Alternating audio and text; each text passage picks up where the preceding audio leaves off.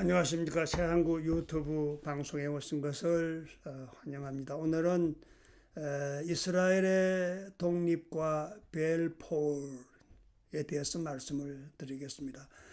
벨포르라고 하는 사람은 그게 1917년인가요? 그때에 이스라엘을 향해서 독립선포를 허락한 영국의 외무장관이었습니다. 영국의 외무장관이 처음에는 로스차일드, 그러니까 영국의 은행을 거의 다 가지고 있었던 이 부자. 지금도 로스차일드 가문의 재산은 아무도 모르죠.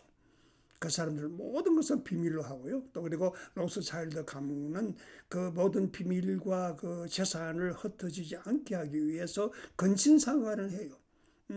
그래서 근친상간을 하니까 자손들이 좀 이상한 자손들이 생겨나고, 하여튼 명문가 가운데 명문가지요.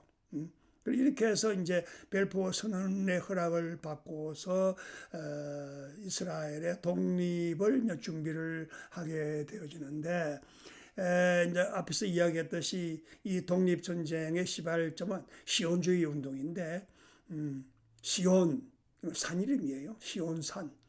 예루살렘에 있었던 산, 근데 뭐 산이라고 해봤자 언덕 정도인데, 그 당시에는 그 여부수족이 가지고, 아주 옛날에 여부수족이 가지고 있던 것을 그 아브라함이 샀잖아요.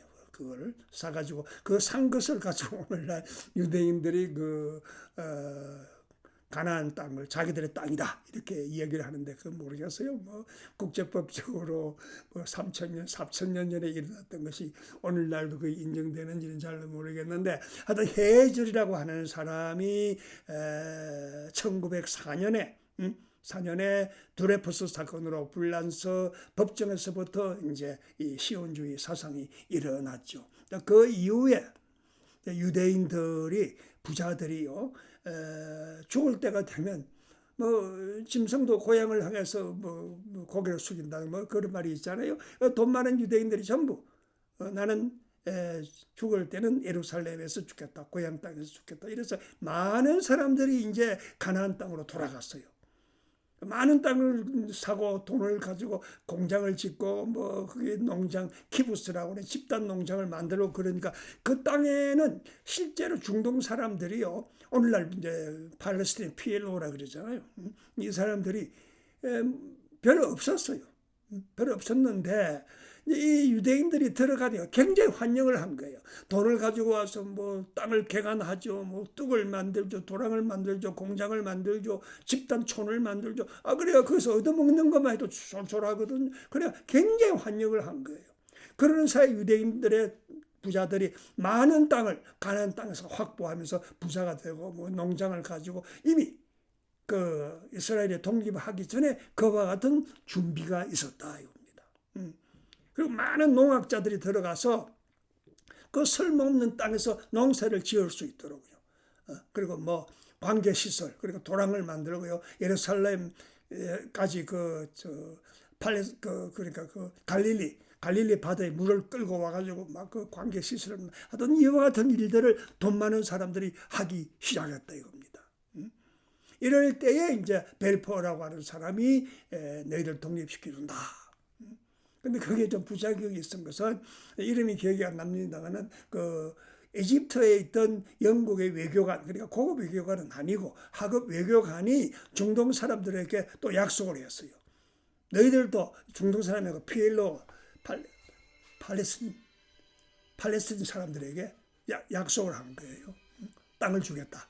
너희들 나라를 만들어 주겠다. 이와 같은 약속을. 그러니까 이중 약속이 되어버렸잖아요. 근데 그 사람들도 나라를 세운다고 생각하고 있었고, 결국 벨포어가 높은 사람이니까 벨포어 선언으로 인하여 이스라엘 나라가 세워지는데, 뭐 거기에 유명한 사람들, 뭐 로스차일드, 와이즈맨, 또 그리고 헤스라고 하는 사람이 있어요. 펜스키, 뭐 자보스티라고 하는 그 군사 그거를 아마 여러분들이 아시는 그 베긴이라고 하는 사람이 아주 무서운 전투가죠. 수상을 한번 했는데, 이런 사람들, 수많은 사람들이 거기에 이제 협력을 해가지고 나라가 들었었다. 그런데 이 나라가 들어서는 근본적인 동기는 여러 사람이 있었지만은 벨포어라고 하는 영국의 외무장관이야. 근데 이 외무장관을 통해서 로스차일드가 뭐 자동차에 돈을 싣고 가서 갖다 부어줬다 그러잖아요. 나라를 세워주는 그 고마움으로. 뭐 그게 하나의 외교 정책이고 어떻게 하면 뇌물일 수도 있고 아니면 요즘 우리말로 뭐라 그럽니까? 그거를 뭐 하여튼 좋은 그런 고급 말이 있잖아요. 뇌물은 아니고 하여튼 이렇게 해서 나라가 세워지게 되는 겁니다. 그러니까 뭐 엄청나게 많은 사람들이 생명을 바치고 벤큐리온이라고 하는 사람이 이제 수상이 돼가지고 아마 약 20년 가까이 수상을 했을 거예요. 그리고 마지막에는 그 엔디게라고 하는 그 사막에 가서 뭡니까 그 기부처 집단 농장을 만들어서 거기서 농사를 하면서 높은 사람 세계 모든 높은 고급 관리들이 그 벤큐리온을 만나려고 하면 그 산골짜기까지 가서 농사하는 거기서 만나고 그랬어요. 그래서 엄청나게 많은 영국 정부의 도움으로 이제 앞으로 한번 얘기했습니다만 야보틴스키라고 하는 사람은 완전히 군대 몇천 명의 이스라엘 군대를 가지고 중동 사람들을 쳐부시면서 그 나라 땅에 그 나라를 세울 수 있는 그런 그게 됐죠. 이때 이제 이스라엘이 이제 나라를 세우고 나서 제일 먼저 큰 문제가 뭐냐면 과연 유대인은 누구인가 이거예요. 누가 유대인인가? 누가 이 가나안 땅에 살 수 있는 적법한 유대인인가? 그러면 그거를 뭐 유대인들은 그 목의 혈통이잖아요. 유대인 어머니에게서 태어난 자만. 근데 그때는 그것이 이루어지지 않고 누가 유대인인가 그렇게 했을 때 내가 스스로 유대인이라고 발표하고 자임하는 사람이 유대인이다. 이게 유대인의 그 정의입니다. 이스라엘 나라가 건국되고 나서 첫 정의가 그거예요. 그때는 뭐 유대인이 인구도 없고 하니까 누구든지 내가 유대인이라고 하는 사람은 유대인으로 받아주는 거예요. 그래야 백성도 늘어나고 군대가 늘어나기 때문에. 누가 유대인이냐? 스스로 유대인이라고 스스로 자기를 인정하고 유대인 민족이 되는 사람이 유대인이다. 이렇게 했어요. 이렇게 되면서 뭐 그 앞에서 이야기했지만 1차, 2차, 3차, 4차까지 전쟁이 이루어져. 지금 이제 하마스 전쟁이죠. 제5차 유대인의 큰 전쟁인데 그러면서 1970몇 년도인가 가자와 그 웨스트 뱅크가 분리되잖아요. 이제 PLO가 그 뭐 아라파트인가 그 사람이 이거 하고 있다가 그 사람 머리에 뭐 그 이상한 거 덮어쓰고 나와가지고 그렇게 했잖아요. 부인은 영국 사람이고.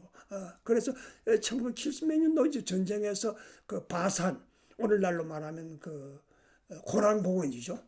고란공원이 이제 그때는 유대인이 완전히 가져오지도 못하고 시리아하고 그 일종의 비무장지대가 되어 있었는데 아마 5, 6년 전에 그 트럼프가 그 바산 골리앗 그 고란 땅은 유대인 땅이다 이렇게 발표를 해버리잖아요. 그래서 엄청나게 많은 토지를 얻게 되어지는데 아주 이상하게도요. 전쟁을 하면 할 때마다 유대인은 땅이 넓어져요. 죽을 고생을 하죠. 나라가 없어지 그 다른 중동 나라에서는 그냥 한번 까부셔라. 이 정도지만은 유대인들은 전쟁에 지면 어떻게 돼요? 나라가 없어져 버리는 거예요. 그와 같은 절박한 상황에서 전쟁을 치루었는데 뭐 반드시 중동이 이긴다고 생각했는데 결론에 가보면 유대인이 이긴 거예요. 그에 대한 뭐 그 전쟁에 대한 비판은 아주 많습니다. 그래서 오늘날 문제가 뭡니까? 웨스트 뱅크하고 또 그리고 그 가자 문제 이것이 이제 하마스 전쟁으로 이루어지고 있는데 이 하마스 전쟁에 대해서는 다시 한번 말씀을 드리겠습니다. 대단히 감사합니다.